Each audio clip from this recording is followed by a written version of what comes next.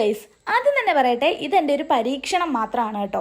അവസാനം എനിക്ക് എന്തായാലും റിസൾട്ട് കിട്ടിയിട്ടുണ്ട്. അപ്പൊ ഇതെല്ലാവർക്കും റിസൾട്ട് കിട്ടുമോ ഇല്ലയോ എന്നൊന്നും എനിക്കറിയില്ല. വേണ്ടവർക്ക് ഇത് ട്രൈ ചെയ്ത് നോക്കാം. 2 മാസം മുന്നേ ഉള്ള എന്റെ തലയുടെ അവസ്ഥയാണ് കേട്ടോ ഇത്.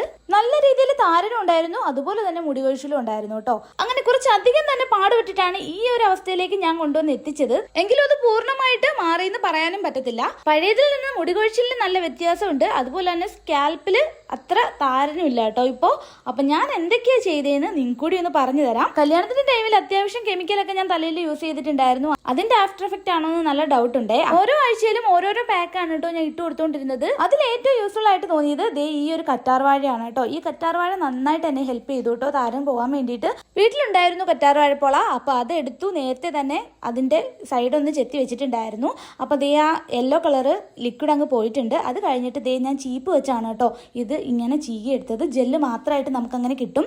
അത് കഴിഞ്ഞിട്ട് കുറച്ച് ചെമ്പരത്തിയില എടുത്തിട്ടുണ്ട്. ഇത് ഓപ്ഷണൽ ആണ് കേട്ടോ, വേണമെങ്കിൽ മാത്രം എടുത്താൽ മതി. ഈ ഒരു കറ്റാർവാഴ ജെല്ലിന്റെ കൂടെ ഞാൻ ഓരോരോ സാധനങ്ങൾ മാറ്റി മാറ്റി ഉപയോഗിച്ചാണ് കേട്ടോ എന്റെ തലയിലെ താരം മാറ്റിയെടുത്തത്. ചെമ്പരത്തിന്റെ ഇല കിട്ടിയില്ലെങ്കിൽ കറ്റാർവാഴയുടെ കൂടെ ഞാൻ ഉലുവ അരച്ചതാണ് കേട്ടോ ഉപയോഗിക്കാറ്.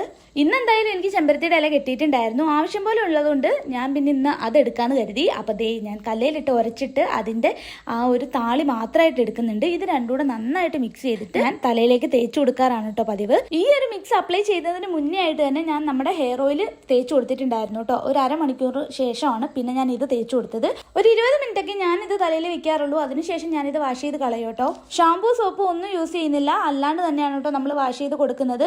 ഇത്രയും താരനൊന്നും എന്റെ തലയിൽ ഈ ഇടയ്ക്കൊന്നും വന്നിട്ടില്ല കേട്ടോ. ഇത്രയും താരം വരാൻ ഞാൻ സമ്മതിച്ചിട്ടുമില്ല. ഇത് നന്നായിട്ട് തന്നെ എനിക്ക് മുടികൊഴിച്ചിലും ഉണ്ടാക്കിയിട്ടുണ്ടായിരുന്നു. ഇതൊന്നും കളയാൻ വേണ്ടിയിട്ട് ഞാൻ നന്നായിട്ട് തന്നെ ബുദ്ധിമുട്ടിയിട്ടുണ്ട്. അപ്പോൾ ആ വീഡിയോ എല്ലാം പിന്നാലെ വരുന്നുണ്ട്. അപ്പോൾ വീഡിയോ ഇഷ്ടമായാലും എന്തായാലും ലൈക്ക് ചെയ്യാൻ മറക്കല്ലേ.